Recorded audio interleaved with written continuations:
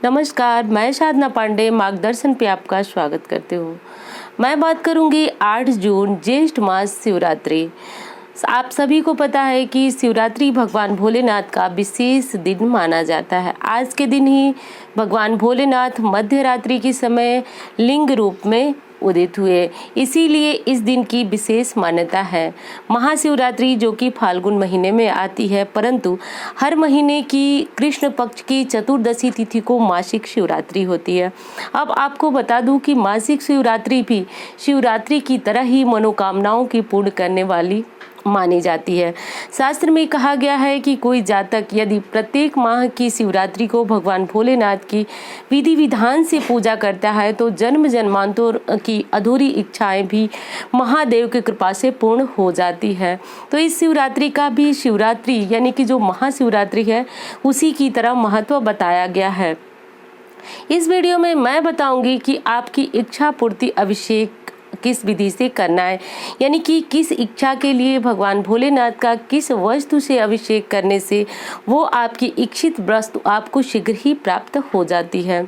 एक चीज़ और बता दूं आपको कि महाशिवरात्रि उसका व्रत तो सभी लोग रखते हैं, पर बहुत सारे श्रद्धालु हैं जो कि मासिक शिवरात्रि का व्रत भी रखा जाता है।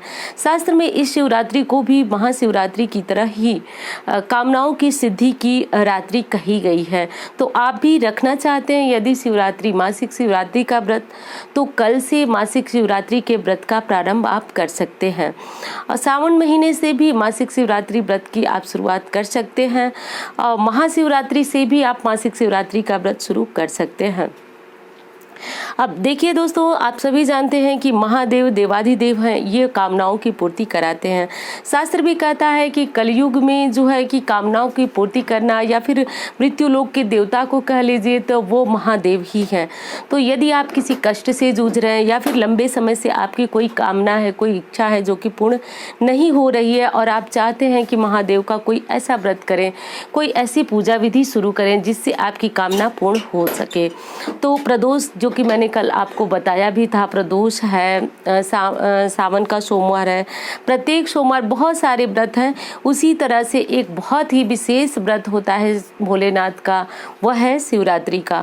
बहुत सारे भाई बहन हैं जो कि शिवरात्रि व्रत रखते भी हैं, आप भी चाहें तो रखें, लेकिन मैं ये बता रही हूँ कि यदि व्रत नहीं रख पाते, क्योंकि कभी कभी होता है कि हमारी इच्छा तो बहुत सारे व्रतों को करने की होती है, लेकिन शारीरिक स्थिति उतनी अच्छी नहीं होती है कि हम सभी सारे व्रत कर सके। लेकिन देवाधिदेव भोलेनाथ हैं, भोले हैं, वो सच में भोले हैं। उनके वो ये कहते हैं कि आप व्रत रहें या न रहें, आप पूर्ण भोजन ग्रहण करें, यानी कि शुद्ध सात्विक भोजन करें, लेकिन उनकी पूजा करते रहें, उनको जल चढ़ाते रहें। जीवन में आने वाली संपूर्ण तकलीफों से आप बचे रहेंगे। तो कल जो है वह शिवरात्रि है।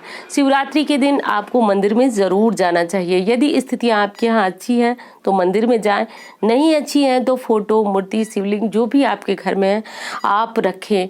लेकिन एक चीज़ का ध्यान आप ज़रूर रखें कि जब आप भगवान भोलेनाथ का अभिषेक करते हैं तभी जा करके आपको पूर्णतया फल की प्राप्ति होती है। इसीलिए मैंने बोला आपको कि आप अभिषेक जरूर करें और इसलिए आपको घर में शिवलिंग रखना बहुत ज़रूरी है।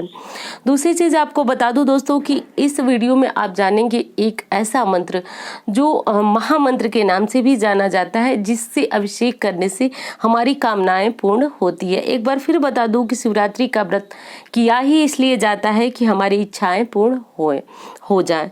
तो देखिए, आप लोग पूजा विधि जानते भी होंगे, मैं हर वीडियो में बताती हूँ, बड़ी साधारण सी पूजा विधि है।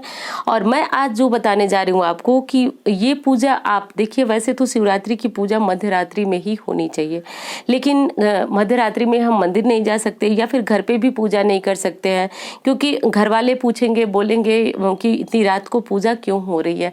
तो मैं सब बातें समझ रही हूँ और आपको साधारण सी विधि बता रही हूँ कि आप चाहे तो शाम के समय या फिर सुबह के समय, कोई एक समय या फिर दोनों समय, सुबह शाम दोनों समय ही शिवरात्रि का व्रत रखें या नहीं रखें, आप पूजा महादेव की जरूर करें।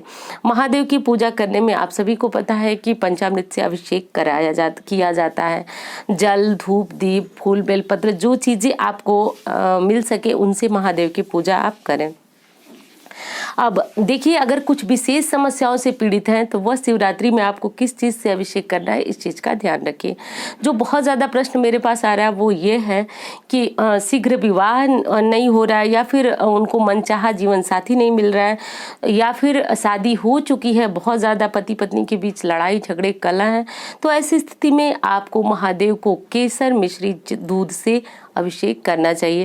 यानी कि गाय का कच्चा दूध ले लीजिए, उसमें केसर मिला लीजिए और उससे महादेव का अभिषेक करें।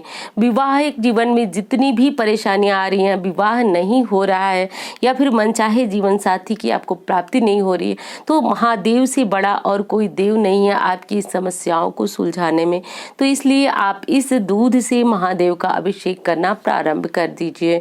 तो महादेव का अभिषेक करने का कोई ना तो समय है, ना ही कोई दिन है।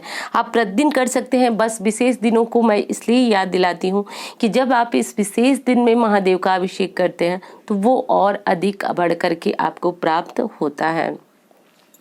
लॉकडाउन की स्थितियां थी, बहुत सारे लोग जो हैं वह धन संबंधी समस्याओं से परेशान हैं। तो ऐसी स्थिति में गन्ने के रस से महादेव का अभिषेक कर, ये सिद्ध है दोस्तों, बहुत सारे लोग करके इससे लाभान्वित हो चुके हैं।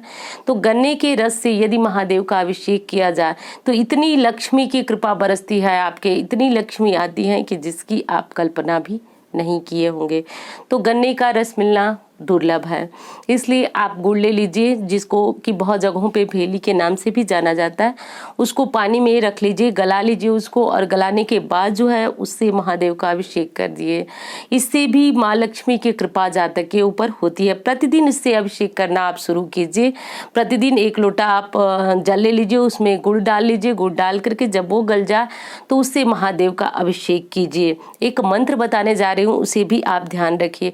ओम तत्पुरुषाय विद्महे महादेवाय धीमहि तन्नो रुद्र प्रचोदयात्। इस मंत्र से आप अभिषेक करें। यदि आप और कोई मंत्र जपते हैं तो आप उस मंत्र से भी कर सकते हैं। वैसे शास्त्र में इस मंत्र को रुद्र मंत्र के नाम से जाना जाता है। यह मंत्र जो है बहुत ज़्यादा पावरफुल यानी कि शक्तिशाली मंत्र है।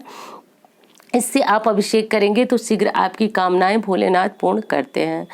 दूसरी चीज़ है दोस्तों कि यदि कोई व्यक्ति मानसिक रोग से परेशान है, यानी कि डिप्रेशन है, कोई भी मानसिक रोग है, या फिर माँ से आपके रिश्ते अच्छे नहीं हैं, आपकी कुंडली में चंद्र से बहुत ज़्यादा आपको कष्ट है, तो ऐसी स्थिति में सिर्फ और सिर्फ गाय के दूध से महादेव का अभिषेक करना चाहिए।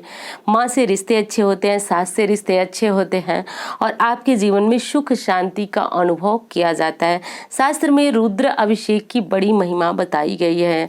यानी कि भगवान भोलेनाथ का जब दूध से आप अभिषेक करते हैं तो शास्त्र में बताया गया है कि संपूर्ण सुखों की प्राप्ति कराने वाला होता है। भगवान भोलेनाथ पे दूध अर्पित करना, चढ़ाना, अभिषेक करना, इस बात का आप ध्यान रखें। तो कल का दिन भी बहुत ज़्यादा विशेष है। शिवरात्रि के नाम से जाना जाता है, मासिक शिवरात्रि के नाम से जाना जाता है। तो ऐसी स्थिति में भी आप अगर घर में शिवलिंग रखे हैं तो आप अपने पूजा पाठ की तैयारियां कर लीजिए। कल शाम के समय, सुबह, जब भी आपको समय लगे आप महादेव का अभिषेक करें और जीवन में आ रही तकलीफों से मुक्ति पाएं। एक चीज़ और बता दूं दोस्तों आपको, जो कि बहुत ज़रूरी है। देखिए, प्रश्न आ रहा है, आप भी पढ़ रहे होंगे कमेंट में ज़रूर, कि बहुत सारे लोग हैं जिनको बहुत ज़्यादा लाभ हुआ है। मुझे सुन के भी बहुत अच्छा लग रहा है, पर कुछ लोग ऐसे हैं जिनको कि लाभ ही नहीं हो रहा है। तो ये तो मैं मानूंगी नहीं, ये तो असंभव है कि शिव की पूजा कोई दिल से करे और उसको लाभ ना हो सकता है कि आपके ग्रह बुरे हों, आपको देर से लाभ हो, लेकिन ये असंभव है कि आपको लाभ हो ही नहीं। हो सकता है आप अपने मन में पूजा करते समय संशय रख रहे हो, ध्यान रखिए, संशय रख रहे हो। आपको लग रहा हो कि पूजा करूँगा, करूँगी, उपाय करूँगा तो लाभ होगा या नहीं। बिल्कुल इस चीज़ को जब आप किनारे रखेंगे तभी जा कर के आपको पूजा का पूर्ण लाभ प्राप्त होगा। हम सभी जानते हैं कि महादेव बहुत ज़्यादा भोले हैं, बहुत भोले हैं, लेकिन ये भी मत भूलिए कि वो रुद्र अवतार भी हैं। रुद्र यानी कि जो तांडव नृत्य उन्होंने किया था, इस रूप को भी हम नहीं भूल सकते हैं। तो वो अपने भक्तों की परीक्षा लेते हैं, वो हमसे और अधिक परीक्षा नहीं लेते, बस हमारे विचारों की परीक्षा लेते हैं। वो देखते हैं कि हमारी श्रद्धा कितनी है, हम उनको जल चढ़ाते समय हमारे मन में विचार क्या है कि इस जल से हमारी तकलीफें दूर होगी होगी या नहीं, इस मंदिर जाने से, इस अभिषेक करने से हमारी तकलीफें दूर होगी, हम क्या सोच रहे हैं बस वही सोच भगवान भोलेनाथ देखते हैं। तो आप अपनी सोच को सकारात्मक रखिए, पूर्ण भरोसा रखिए, महादेव निश्चित रूप से आकर के आपके हाथ को थामेंगे, जरूर थामेंगे, बस इतना भरोसा रखिए। उम्मीद करती हूँ जानकारी आपको बहुत पसंद आएगी।